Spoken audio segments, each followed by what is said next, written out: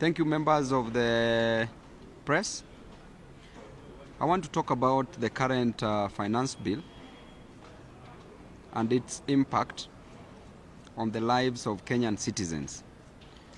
First of all, the intention of a finance bill is to finance the budget that has been passed in this parliament. The intention of a tax is to raise revenue, but the intention of taxation should never be to punish the consumers, who are the Kenyan citizens. So therefore, the government, in its wisdom or lack of the same, by moving to impose certain taxes on Kenyans, definitely destroys the lives of these Kenyans. When you look at parts of this finance bill, when you talk about the pay-as-you-earn, payee, which has been capped at 35%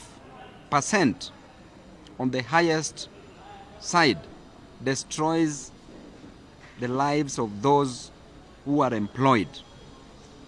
This tax is too high and the disposable income is constant. It therefore tells you that even the money that the government is willing to collect will not be sufficient in terms of revenue. Because if a person was earning X amount of money and is being highly taxed, and this person was supposed to use this disposable income, spending it on other items, goods and services, then therefore that person will shelve that ambition of purchasing those other goods and services. And that will even make the government not to collect more. Because of inflation and high cost of living, 1,000 shillings last year is not equivalent to 1,000 shillings today. Why?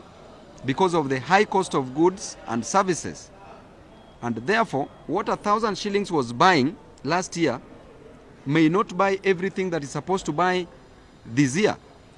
And as a result of that, we are telling the government that that should be expunged out of the finance bill, and that will make me not vote for this finance bill. Number two, on the issue of taxation, the tax which has been imposed on M-Pesa, this is really an absurdity. This is not correct at all. Why would the government want to defraud, to pilfer, to steal money, the hard-earned cash belonging to Kenyans, by imposing such taxes? Even that mnyonge mwenye ako chini ambaye ana transact on M-Pesa of even just 20 shillings or even 50 shillings is being taxed at 16%, VAT introduced. What does this tell you?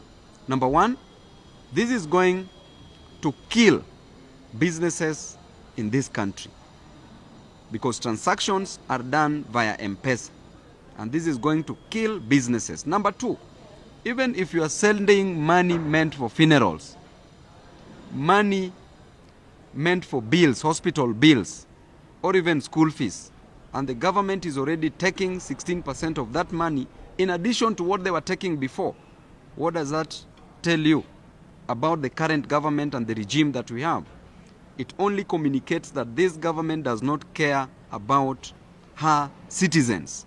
The government that is imposing dangerous tax on citizens is a government that is ready to finish its own citizens.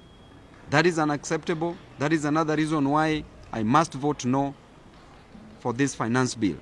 The third reason, ladies and gentlemen, Kenyans, you are being expected to be filing tax returns, and the duration that was given is 6 months. This current finance bill proposes that the duration be reduced from 6 months to a period of 4 months. You remember last year, 30th June, the system crashed when it was at 6 months. The system crashed and the KRA had to be forced to make an extension of a further 7 days. So if last year the system crashed, and what